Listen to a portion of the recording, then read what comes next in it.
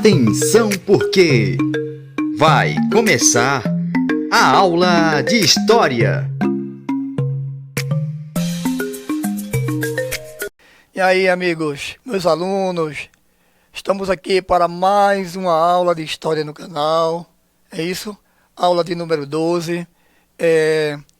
Antes de eu falar o tema da nossa aula de hoje, quero adiantar que a gente vai ver algumas coisas que eu já comentei em aulas passadas, vai estar em foco nessa aula de hoje, ok?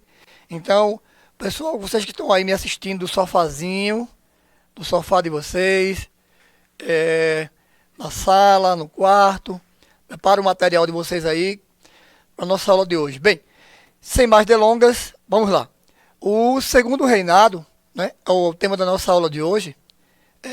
A gente vai ver como ele é um período muito longo. Eu peguei o enfoque somente dos assuntos que nos interessam. A parte da economia foi muito importante durante esse período e a sociedade, né, movida pelo o grande general, o Ouro Preto, chamado Café. Então, o Império do Café é o que vai tomar conta, tomar destaque durante o segundo reinado da nossa economia. A nossa economia, política e sociedade, na verdade, é essa. Que tudo tem que ter a política no meio, né? Então vamos começar a nossa aula. Bem, no século XVIII, o café ele era cultivado na província do Rio de Janeiro. Foi inicialmente apenas para o consumo local. É como se plantasse, como se fosse uma planta medicinal, se tomasse como se fosse um chá da tarde, uma dose de um remédio, alguma coisa assim, no início. E após 1820, a produção ela cresceu progressivamente, destinando-se aos mercados principalmente dos Estados Unidos e da Europa. Por se tratar de um produto que gerava muitos lucros, então o café ele vai ganhar um grande destaque durante esse período. Já na década de 1830, ele era o principal produto da economia de exportação da economia do Brasil. Ou seja, principal produto de exportação da economia brasileira. E aí vai se seguindo. O café é uma planta que é originária da África e durante séculos foi cultivado pelos árabes. Daí seu nome científico, o Coffea arabica, né? E no século XVIII, a produção de café ela atingiu as Antilhas, né? Que as Antilhas são um conjunto de ilhas que ficam lá pelo Atlântico, pelo Mar do Caribe e por aí vai. Chegou ao Brasil por volta de 1727, trazido ao Pará por Francisco de Melo Palheta. Esse cara havia viajado para o lado da África, trouxe essas sementes, plantou, como se fosse, como eu falei no início da aula, como se fosse um remédio, uma planta. E aí tomou uma proporção estrondosa. Bem, depois do Vale do Paraíba, veja, começou, né, lá no Rio de Janeiro, aí depois do Vale do Paraíba Fluminense, no Rio de Janeiro, o café ganhou as terras do Vale do Paraíba paulistano, né, do Vale do Paraíba paulista. E a partir da segunda metade do século XIX, expandiu-se para o interior de São Paulo, chegando a Campinas e Ribeirão Preto. Mais tarde, alcançou o sul de Minas e o norte do Paraná, que na verdade, hoje, atualmente, são os estados que mais produzem o café. São responsáveis por um grande percentual da quantidade de café que se exporta. E na verdade, fazem com o café o que já fizeram com o açúcar e continuam fazendo com o açúcar. Tudo de melhor, do bom, sai daqui do Brasil para fora, para os grandes centros europeus, para os Estados Unidos e outros lugares. Os grandes cafés lá fora. Aí deixam para a gente aqui tomar o pior café, o café de quinta categoria, né? A borra do café, como chamam. O açúcar que a gente come aqui é aquele açúcar cheio de química refinada, cheio de um monte de coisa dentro, causando um monte de diabetes no povo, né? O povo brasileiro. só deixam o pior para o povo brasileiro. É como diz o apresentador, é só no nosso, né, velho? Assim não dá, né? Quando é que vai ser no deles? E aí, hein? Vamos lá. Bem, diante desse cenário envolvendo política, economia, vai surgir a Era Mauá, a Era do Grande Barão de Mauá. Irineu Evangelista de Souza era o nome dele. Então, vai ocorrer nesse período da Era Mauá um grande surto industrial. Vai se trazer fábricas, indústria para o nosso país e começa o crescimento. O desenvolvimento veio com ele. Está passando uma novela agora, nos tempos do Imperador, na Globo, novela das 6, com o Imperador Dom Pedro II. Assistam. Ali 70% do que está na novela é ficção, 30% é realidade. Agora vocês vão poder observar que Dom Pedro II, nesse período que ele era o imperador do Brasil, durante essa era, o segundo reinado que nós estamos estudando, ele era um cara tão inteligente, formado em tantas coisas, mas de nada quase fazia pelo Brasil, praticamente nada. Foi preciso um homem chamado Irineu Evangelista de Souza, que parece que nasceu para isso. Ele nasceu para ser um grande comerciante, um grande empreendedor, um homem que transformou as ruas, tanto do Rio de Janeiro, de São Paulo, um monte de lugares. Aquele cara trouxe um monte de novidades para o nosso país nesse período. Então vamos ver um pouco sobre a Era Mauá. Bem, a independência do Brasil não alterou o predomínio da Inglaterra na economia do nosso país. É como a gente já estudou, alguns tratados e acordos foram renovados e a Inglaterra continuou tirando proveito disso aí, das nossas leis. Então, no início do segundo reinado, porém, o crescimento das exportações de café transformou os Estados Unidos o principal comprador do produto do nosso país, superando até a Inglaterra. E em 1842, terminou a vigência do Tratado de Comércio com a Inglaterra. E o governo brasileiro foi o que fez? Enfrentando dificuldades, como sempre, né? Dificuldades financeiras, não renovou.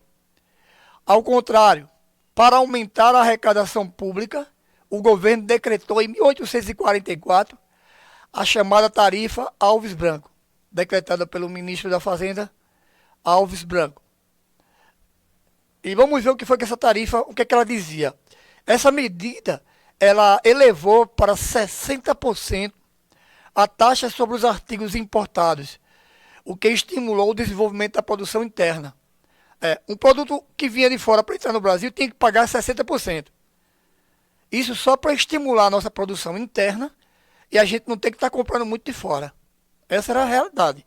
Além disso, com a extinção do tráfico negreiro em 1850, com a Lei Eusébio de Queiroz, que a gente já estudou, parte do dinheiro antes gasto com o comércio de africanos escravizados foi direcionado agora para a indústria.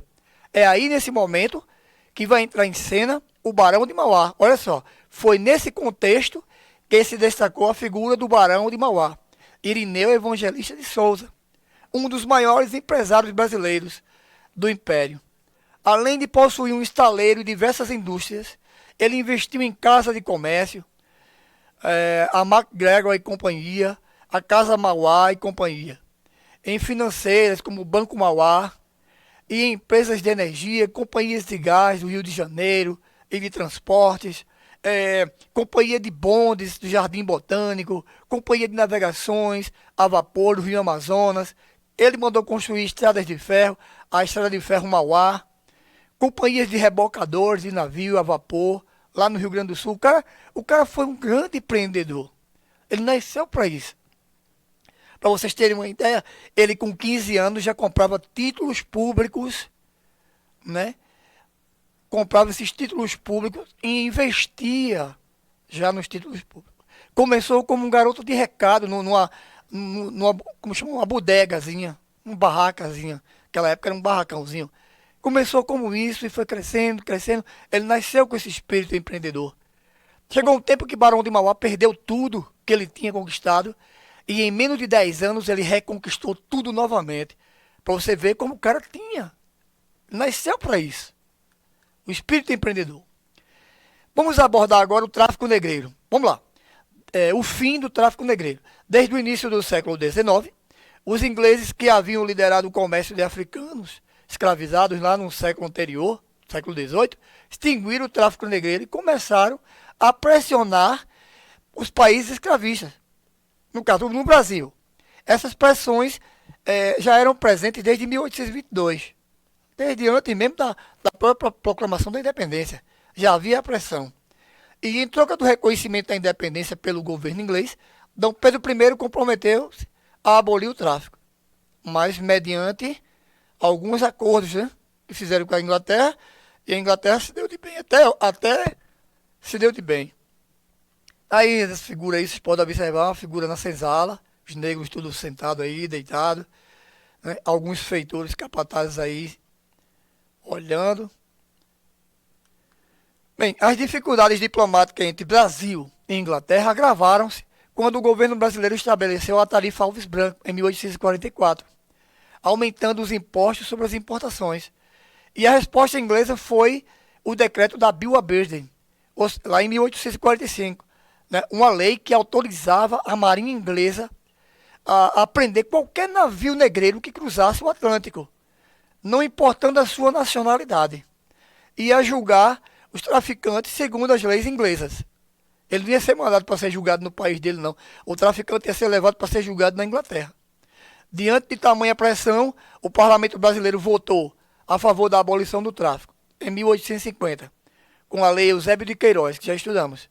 Estou só repetindo. A medida provocou sérias dificuldades à cafeicultura do Brasil, motivando ações para o abastecimento da mão de obra. Olha, na verdade, a extinção do tráfico negreiro foi entre aspas, como eu falei na aula passada, a aula número 11. A Inglaterra pressionou tanto o Brasil para acabar, botar o fim no tráfico negreiro, mas por trás, ela por debaixo dos panos continuava fazendo o tráfico. Era um comércio lucrativo. Eles continuavam traficando negros. Essa é a realidade que muitos livros não contam. Eu conto para vocês porque eu estudei, pesquisei. Bem, as novas formas de trabalho que vão surgir. Uma das soluções encontradas pelos fazendeiros e governantes para atender a necessidade da mão de obra na lavoura foi estimular a vinda de trabalhadores estrangeiros para o Brasil. Em 1847 mesmo, o senador Nicolau de Campos Vergueiro foi o primeiro fazendeiro, homem rico de São Paulo, lá da sua fazenda na província de Ibicaba, na província de São Paulo. Ele foi o primeiro a trazer para o país, através do sistema de parceria, esses estrangeiros para trabalharem aqui nas suas fazendas, esses imigrantes. E a remuneração dos trabalhadores eram baixíssimas, de modo que eles nunca conseguiam pagar suas dívidas. E além disso, o tratamento que recebiam nas fazendas não era muito diferente daquele dado aos escravizados não, viu? Vou abrir um parênteses rapidinho, para não perder tempo. Era o seguinte, trazia o imigrante, oferecia um pedacinho de terra para ele plantar ali nas horas vagas dele, mas ele tinha que trabalhar produzindo para o grande fazendeiro. Tudo que era produzido, 90% era entregue ao fazendeiro. Aqueles 10% que ficavam era para ele se alimentar, que se chamava sistema de parceria. Nesse sistema, olha só, o colono e sua família eram contratados para cuidar de certo número de pés de café, né? Era uma empreitada, recebendo uma remuneração básica pelo cultivo e um pagamento extra pela colheita. Vivendo na fazenda, por vezes, suas residências eram as antigas senzalas também. Eles também podiam cultivar gêneros de subsistência, como, por exemplo, o milho, a mandioca, feijão, e etc., para poder sobreviver, porque o salário que era contratado era muito baixo. Em alguns casos, os colonos dividiam esses produtos com os proprietários ou vendia parte da colheita. E muitas vezes, o dono da fazenda ele tinha um barracão com tudo para vender lá. Evitava de o imigrante ir para a cidade e comprar na cidade. Então, tudo que o imigrante precisava, ele ia no barracão e pegava. Quando era no final do mês que ia para a ponta do lápis, não recebia quase nada, ou às vezes não recebia nada, porque já era descontado ali mesmo. Era um regime praticamente que semi-escravo, vamos dizer assim, de dependência. Surgiu a Lei de Terras, de 1850, desde a época das Sesmarias, no início da colonização, todas as terras da América Portuguesa eram da coroa. só poderiam ser doadas por ela. Então, para garantir a sua posse, os sesmeiros, que eram os donos dos lotes, deveriam ocupá-las produtivamente e protegê-las. A partir de 1850, com a promulgação da Lei de Terras, o direito à posse só se tornou possível pela compra e garantido por um documento emitido por um juiz. Aí fazia a negociação e a coisa ficava legalizada. Então o Estado passou a vender as glebas e a retomar as terras não legalizadas. Em geral, pequenas propriedades ocupadas por negros, mulatos e pobres. Mais uma vez, né? Os negros e os pobres sem vez, né? Tomando tudo deles. Para as populações indígenas, a consequência da lei foi o confisco de seus territórios para a realização de leilões de vendas, grupos ficando preservados as terras apenas dos mais resistentes e os que viviam em regiões distantes e de difícil acesso. Então, até os índios foram prejudicados nesse momento aí.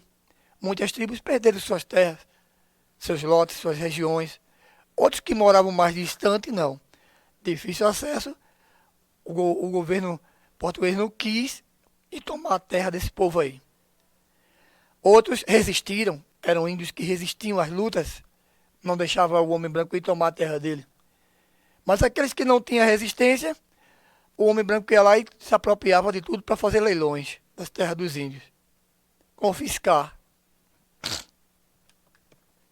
Bem, as mulheres no período imperial, olha só, tiveram um papel importante. Olha só como é que era. Para as mulheres livres, brancas e ricas, a mobilidade no espaço público ela era limitada. Ela não ia para tudo que é canto. Não frequentava todos os cantos da corte. Elas só saíam às ruas acompanhadas e em poucas ocasiões para visitar parentes, assistir às missas e ocasionalmente frequentar óperas e outros espetáculos. Porém, diferentemente das mulheres de elite do período colonial do século XVII e XVIII, as da elite do Império tiveram mais acesso à educação, enquanto as do século XVI, XVII e XVIII não tinham muito acesso à educação. As mulheres do século XIX já começaram a ter mais acesso. As mulheres livres e pobres, que não podiam pagar escolas ou professores, raramente eram alfabetizadas. Eu comparo até a condição das mulheres escravas. Porque as mulheres escravas também não tinham essas oportunidades. E as mulheres brancas, mas por serem livres, mas pobres, não podiam pagar uma escola, também tinha era o mesmo tratamento na sociedade, eram discriminadas, eram vistas com outros olhos. Geralmente, trabalhavam como doceiras, costureiras, lavadeiras, lavradoras, tecelãs, profissões que lhes permitiam ganhar algum dinheiro, mas ainda assim discriminadas, né? Bem, essa questão de discriminação sempre vai existir na sociedade. Isso aí é uma realidade nua, dura e crua. Ninguém pode deixar de entender isso. Embora as mulheres fossem educadas para se submeter aos maridos, aí é um tal problema, né?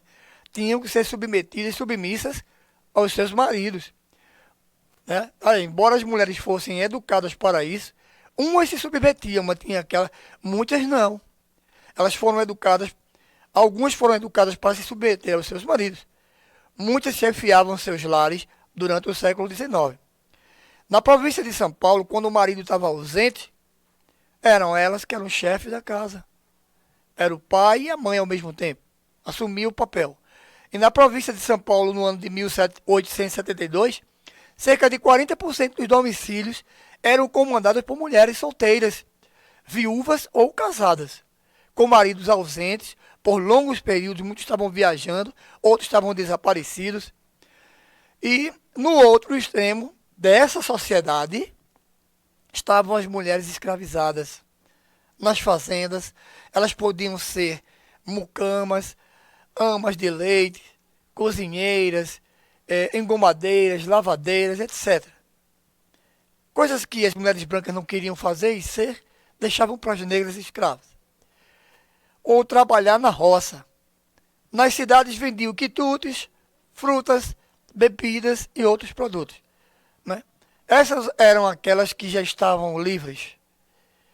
Conseguiam juntar umas, chamava-se pataca, não era moeda, pataca. Naquela época, juntavam suas patacas, conseguiam comprar sua alforria, juntavam um trocadinho escondido, com medo até de ser roubado, e aí compravam suas coisas e saíam para vender. E aí viviam suas vidas. Era assim, veja que eu detalhei aqui na aula de hoje, dentro da sociedade, os 3 tipos de mulheres que existiam durante o século XIX, durante o segundo reinado. A mulher da elite rica, a mulher branca livre, rica, a mulher branca livre pobre e a mulher negra, tanto livre como escravizada. Então, essa foi a nossa aula número 12 de hoje, certo? Segue ela uma atividade que eu quero que vocês respondam com calma, com tranquilidade, certo? E envie para o meu privado. Não esquecer, eu sempre peço, não esquecer os alunos da escola, né, que coloquem seu nome completo, a série e a turma. Esse aviso vai para todos os alunos da rede, que muitos enviam as atividades, mas não colocam, não se identificam. Então fica complicado para o professor, às vezes, até adivinhar que tem aluno que tem um nome parecido com o de outras turmas. Aí a gente, né? Então eu peço isso a vocês, em nome dos outros colegas meus professores, tá certo? Que vocês coloquem o nome completo, série, turma, para facilitar a correção. Ok? Obrigado a todos e até a próxima aula, número 13. Ok?